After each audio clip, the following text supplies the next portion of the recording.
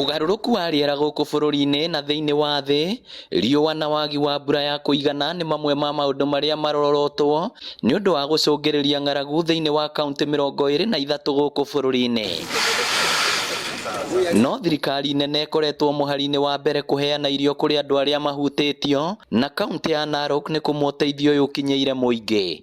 Na kwa ujumla kuna watu karibu milioni 2.8, 2.8 million people ambao ni watu wetu, ndugu zetu, dada zetu, wamekumbwa na tatizo la upungufu wa chakula.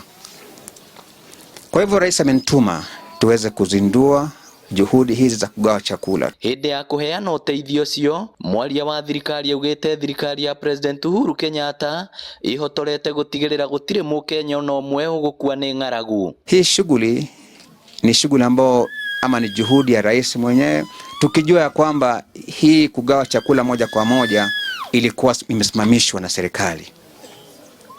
Serikali ilikuwa mwanzo ilikuwa inapeana chakula moja kwa moja, lakini kwa sababu nyingi ambazo nitataja ikasimamishwa na kuanza kupeana pesa moja kwa moja, ambayo ilikuwa tunaisha emergency cash transfer, ama pesa ambayo inakuja kwa simu yako wewe mlengwa, ama yule mtu ambaye ameathirika sana na tatizo la ukosefu na upungufu wa chakula.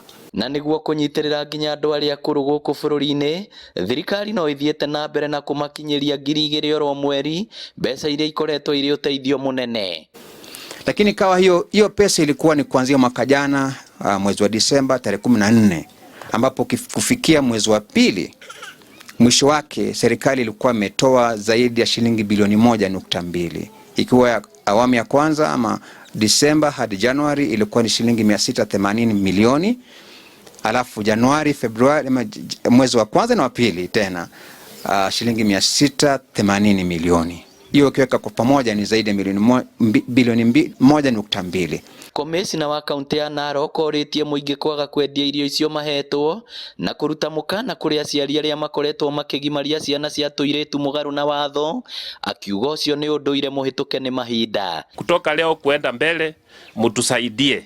Let us not take our children to FGM kukatwa. His Excellency the President directed that by the year 2022, na ndio mwaka huu, mambo ya FGM inafaa iwe imeisha.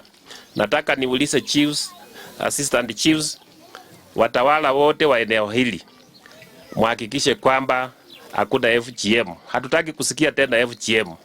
Na kama tutasikia, mtaona tukichukulia mtu hatu. Ngĩribotera Inooro TV, rĩtwa rĩakwa nĩ Victor Kĩnuthia.